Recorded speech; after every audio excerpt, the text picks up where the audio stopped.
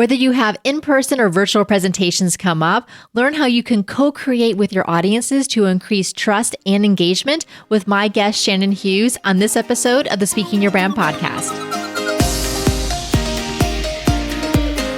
More and more women are making an impact by starting businesses, running for office, and speaking up for what matters. With my background as a TV political analyst, entrepreneur, and speaker, I interview and coach purpose-driven women to shape their brands, grow their companies, and become recognized as influencers in their field.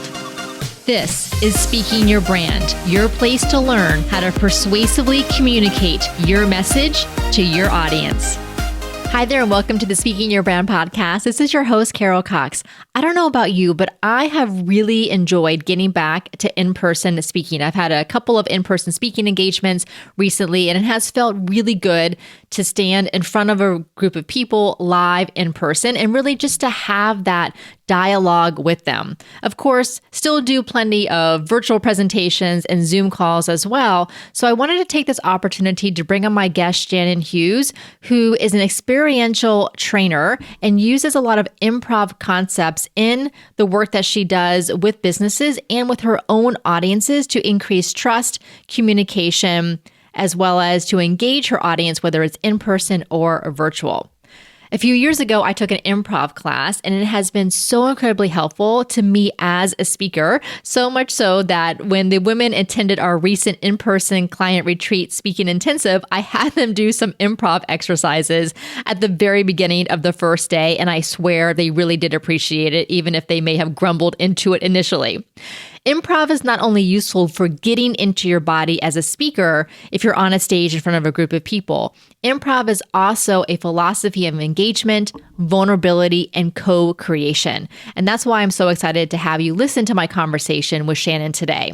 We talk about how to use the improv concept of yes and to push past fear, breaking the fourth wall to engage your audience in conversation, tools to get your audience engaged, whether it's during in-person, but especially also virtual presentations.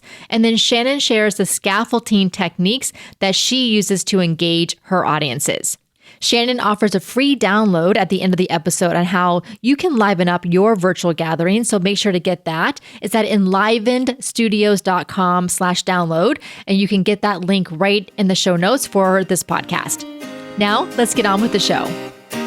Welcome to the Speaking Your Brand podcast, Shannon. Thank you. Thanks so much for having me. Well, I'm excited to have you on. We have a mutual connection in Nikki Rausch, the sales maven, and I adore Nikki. She has been on the podcast several times, and she often does presentations to the group programs that we run. So I'm so glad that we got introduced through Nikki.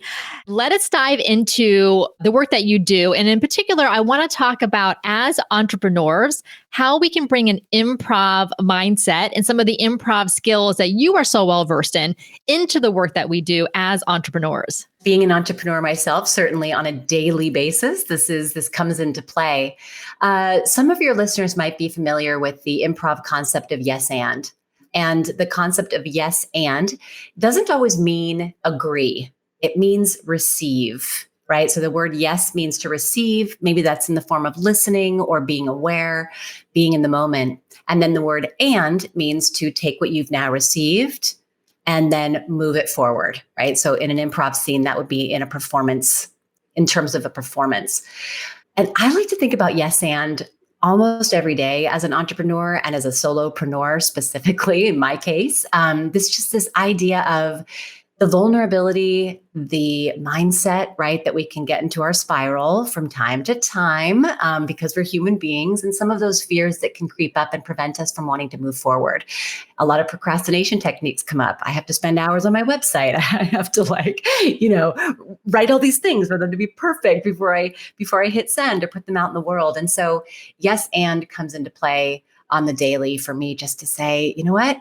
I'm just going to go for it. I'm going to pick up that call. I'm going to send that email. I'm going to hop into a conversation that I've never been in before for the sake of growing my business and staying visible. So yes, and is certainly something from an improv perspective that comes into play all the time. Shannon, and I'm just a thought popped into my mind as you were explaining that, and I'm so glad that it did. So people who've been listening to my podcast know that 2 years ago, so the beginning of 2020, right before the pandemic started, Diane Diaz, our lead speaking coach, and I took an improv class. So it was an 8-week class, in person, like at the local comedy lab here in Orlando, where we live. And we decided to take it because it had been recommended to us, especially as speakers, to take an improv class. And I'm so glad that we did.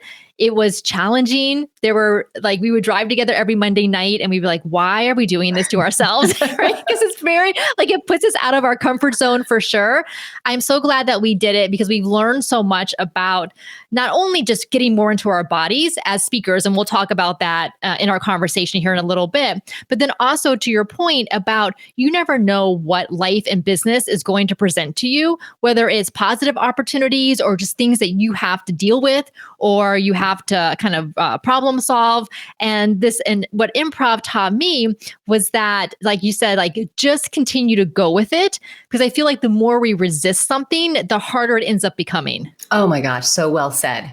Yeah, and there's a lot of skills that come into play with that, right? There's agility and being able to sort of kind of stay in pivot mode, spontaneity and being confident not knowing, right? We get so stuck in this idea that we're supposed to have all the answers. And as are you familiar with, by any chance, with Rob Bell? He's written a number of stories and he's a speaker. Yeah. Well, he has this great line that he says sometimes, which is, have you ever done this before? Have you ever been in this body, in this moment, in this? Okay, no? Great. So this is new, right?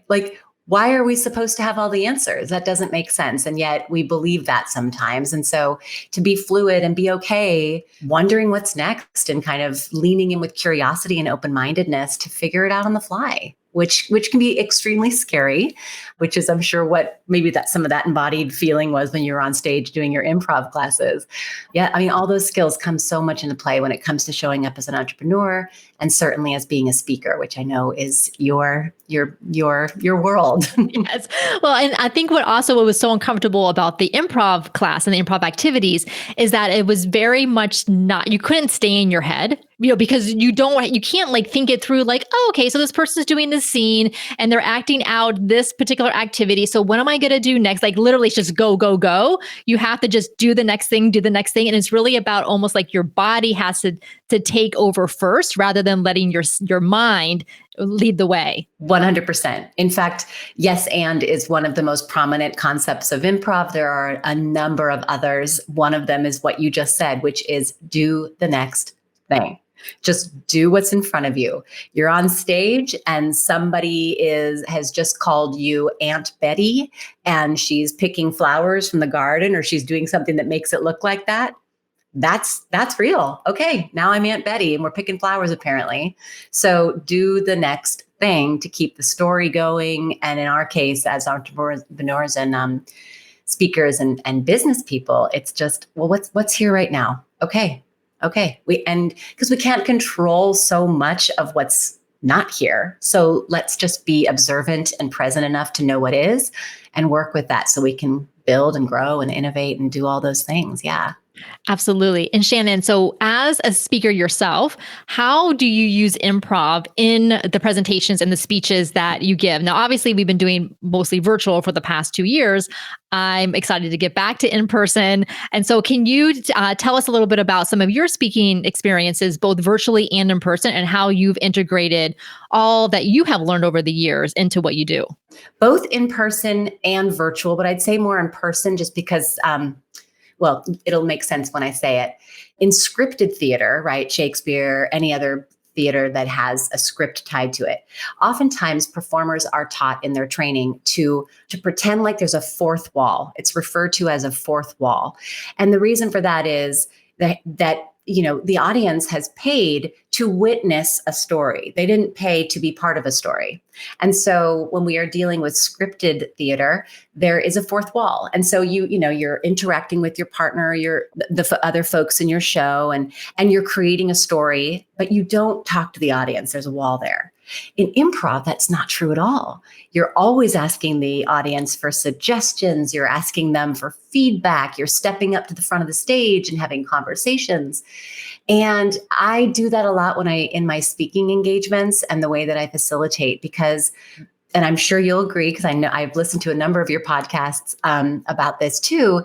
Gone are the days where there's like a one-to-many speaking engagement. It's about being connected and operating as a collective of people who have come together to co-create.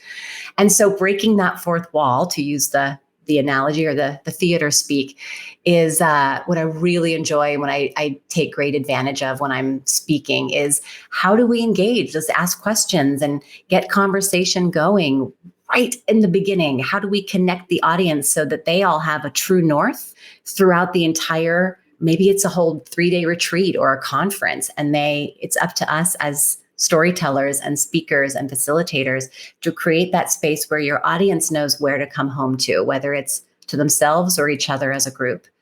And so in a virtual setting, I use chat, I use breakout rooms, we play games, we do get to know yous in the beginning, but all strategically placed in the interest of getting people to connect at a human level beyond my birthday is or my job title is. Does that answer your question? Yeah, Shannon, I love this idea of co-creation with the audience, that and breaking the fourth wall, and the comparison with, say, a theater or a play. That's really helpful.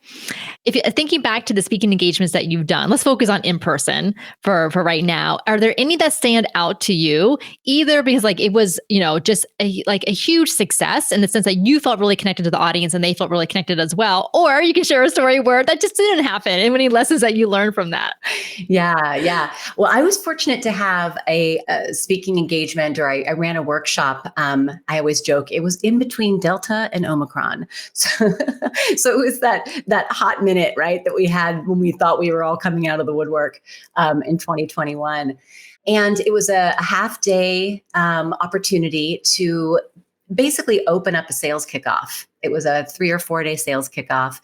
And my job was to connect these folks with one another. So again, that they had that direction and that energetic kind of that lightness about them, so that they could then get into the work that they inevitably had for those 4 days. And it was with great success. There were people from different parts of the business. There were engineers and sales folks who rely on each other on a day-to-day basis, but didn't really have that opportunity to connect with each other through storytelling. And they didn't really have a water cooler, right, to come back to and to have casual chit chat. And so inevitably silos had created, where they had found like-minded people and created these small groups that then just can continue to pull away from each other. And it was starting to affect the business. So my job was to come in and sort of unite this team in the face of this retreat or this conference. But inevitably, I still hear from my client today that it was just such long-lasting connection that has taken them into this year and hopefully into the next year. I'm doing it again this year, if all works with the world. But yeah, I would say the greatest success there was I had a number of activities that allowed people to share stories with one another. And it was through yes and activities and kind of prompts that I had led them throughout the way. But that was the biggest feedback, was I never knew fill in the blank. I was so moved when I found out that so-and-so had this challenge in her career or her life, right? Or I found something in common with this gentleman that I've been on the phone with for 6 months, but I've never met him in person.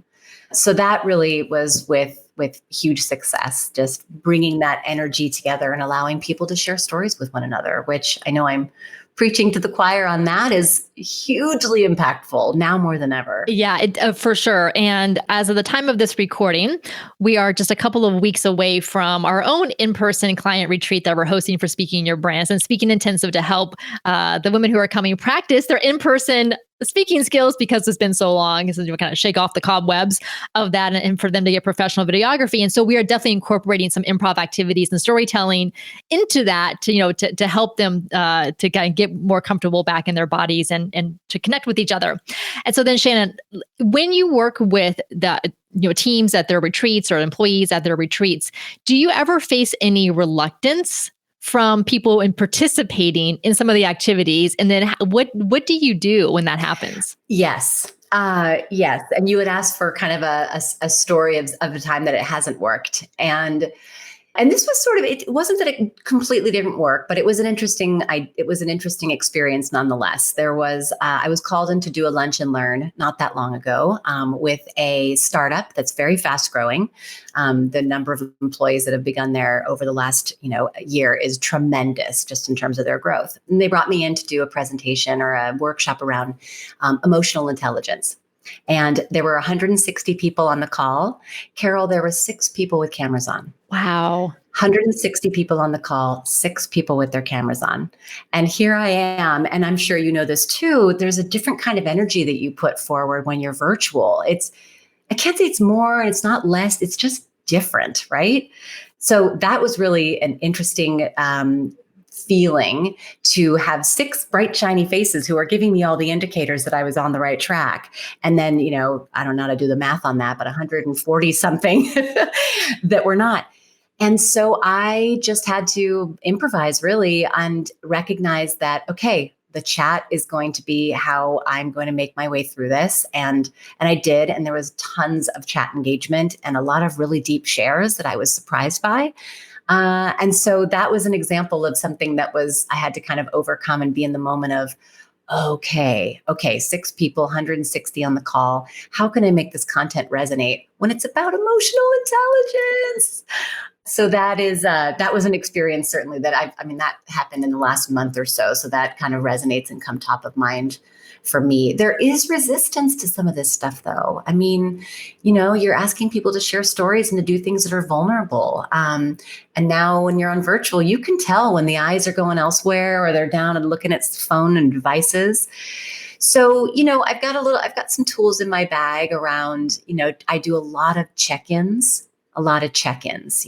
Check in the beginning. How are we doing? And sometimes that's in a playful fashion. I'll give them 5 different animals to choose from, owl, cheetah, monkey, and walrus. And it's like, who do you feel like today? Or right, it just takes an extra skill of reading the room and intuitively knowing that the energy is waning or people need to take a break and checking in and saying, and there's all sorts of tools you can use online too to do this.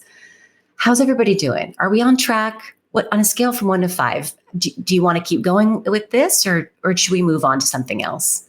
And honoring that everyone might be in different places and that we need to meet them where they are as best we can, and also honor the content and the design that we're bringing forward that we're there to teach them about. So it's a fine line. It's a fine line, but I'd say a check-in and continuously checking in with your participants to make sure that they're still there in mind, body, and spirit. And then they're not just somewhere else, God knows. Yeah. Well, Shannon, and this is why companies hire you as an expert and experienced facilitator to do this for them. So I can definitely see why, they want you to come in and do this. Okay. So we talked about speaking and kind of some of the different ways we can use improv and this mindset and even the physicality of it in our speaking. Let's talk about your Aliveness Scaffolding, which is your own framework. And you know that I'm a big proponent of having frameworks because they're so helpful in your business. They're helpful for clients. They're helpful for your presentations and so on. So tell us about the Aliveness Scaffolding. Wonderful. Thanks for asking. And actually that reminds me, Carol, that when I very first heard of you, it was on one of Nikki's, you had guested in one of her sessions and you talked about creating a framework. And I just wanted to give a nod to that because that was wonderful hearing how to kind of bring that to light and use it in your business development. So thank you for that. So my Aliveness Scaffolding comes from it kind of originated or it started to form when I heard a Howard Thurman quote. And I'll tell you what that quote is in just a second here. Howard Thurman, in the early 1900s, African-American man, spiritual teacher, mindfulness practitioner, has written a number of books, philosopher. So really interesting person. If you're not sure who he is, we're definitely worth looking at. And he said, don't ask what the world needs. Ask what makes you come alive and then go do it. Because what the world needs is people who have come alive. Ooh, I love that. I know. And of course, you could have a whole separate episode all about what that means. It feels like, you just keep pulling the strings. It's about purpose. It's about not subscribing to other people's narratives. I mean, it goes on and on. It's just such a powerful sentiment. So I fell in love with that quote, and it says all those things. And I continue to figure out what it means for me and teach around it. The scaffolding is an acronym that spells aliveness. There's 9 components, and they're taken from improv, but they're all skills that I believe we innately have. We just need to brush them off and flex them and kind of get back into what they feel like and how powerful they are in leadership. And here's what they are: awareness, listening, interdependence, vulnerability, engagement, non-judgment, not just of other people, but of ourselves, right? With that bullhorn that we all have with our inner critic. Embrace change, start anywhere, and say yes. Ooh, I love those, Shannon. Well done. Thank you. Thank you. Yeah. So I use it as a framework because I introduced that. And then depending on the objectives of the person I'm coaching or the company that I'm talking to or the entrepreneur that I'm working with, we'll take a couple of those and kind of tease them out. And one of these days, I want to do a kind of a long form retreat where we go deep on all of those over a period of time. So putting that out to the universe. Do it. All right. So here's a question that I think some of the listeners may be having right now is that, so you have this framework and it has 9 letters, 9 components in it, which is obviously a lot of content. And when we work with our clients on their signature talk, and if they have a framework, they may have 3, an acronym or a word that's 3 letters or 5 letters or 6 letters and so on. And so what we tell them is that when you're giving a presentation, especially for like a lead generation presentation, you don't have to go through every single aspect of your acronym or your framework because there's probably not going to be enough time. Number 1. Number 2, it's too overwhelming. And number 3, you want to save something for them actually working with you. So when you think about doing presentations that are, say, more for lead generation, how do you approach describing your framework and what do you tend to pull out from it? Well, I do recognize that there are a lot of components in the framework. A couple of them are pretty closely tied. Awareness and listening can kind of go hand in hand, and I can make a day around that or build a workshop or teach around that.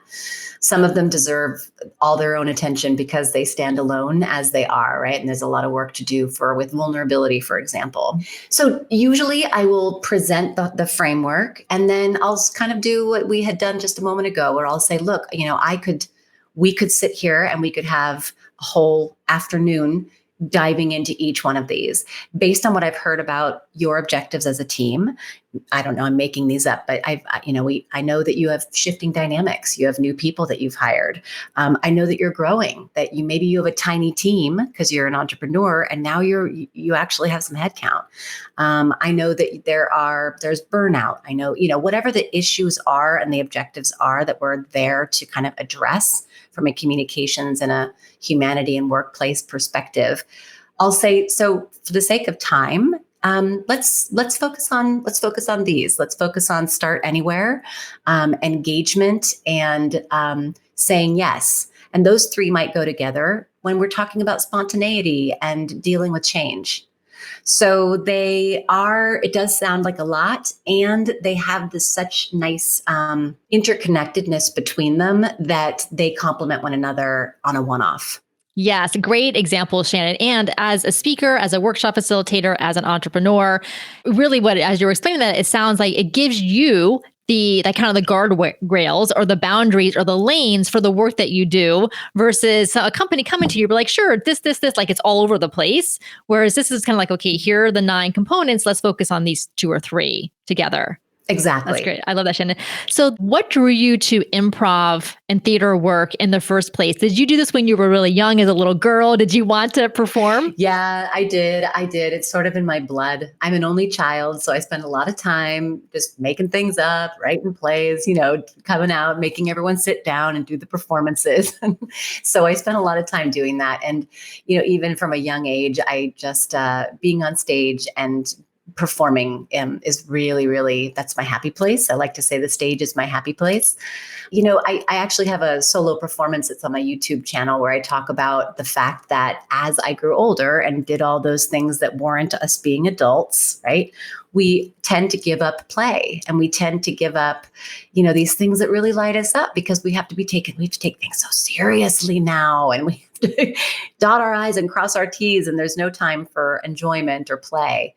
And so I did that too, like everybody else. And then in 2017, I went back to improv. I started to take some classes here in San Francisco. I just felt this call to get back into my creativity. So there was writing, there was improv, there were a number of other things that I kind of got back into to really just remind myself that that's still inside of me and that is a huge part of who I am. And when I went back and took improv classes, which I had also done, I'd done improv a number of times in high school and college. I immediately saw the connections, Carol. I'm just like I'm sure you did when you went to the one in your local community. It's like, oh my God, this isn't just for the stage. This is for life.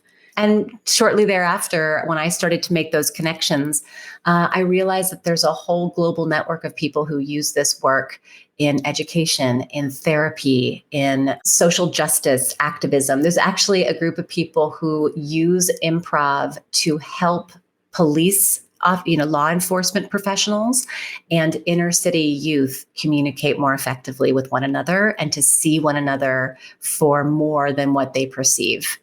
So anyway, it goes on and on. I just happen to use this in business, but it's used in countless ways. It's called applied improv, and a lot of people are doing it. So I was glad to find my people. Oh, I love that, Shannon. And especially this idea of, number one, play, but then coming back to ourselves and what really lights us up and incorporating that into what we do in our businesses because, hey, guess what? We can. Yeah. Because we get to decide. Exactly. We're in choice of how we manage our time and our days and what we do with our businesses. Absolutely. So, okay, another question that I think listeners probably have, regarding public speaking is nerves. So obviously you've done a lot of performing, a lot of, time on stage. What do you do when you get a bundle of nerves right before you're ready to go on? I jump around a lot.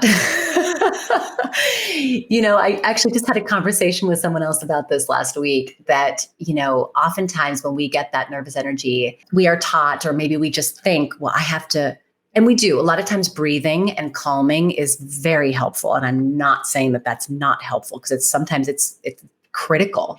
And we don't necessarily have to convince ourselves to calm our way through it. It's okay.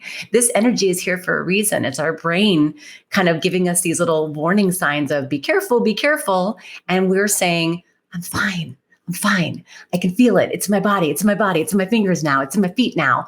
Whatever it is, just to kind of embody what it all is and use that energy because that energy can actually be very, very helpful.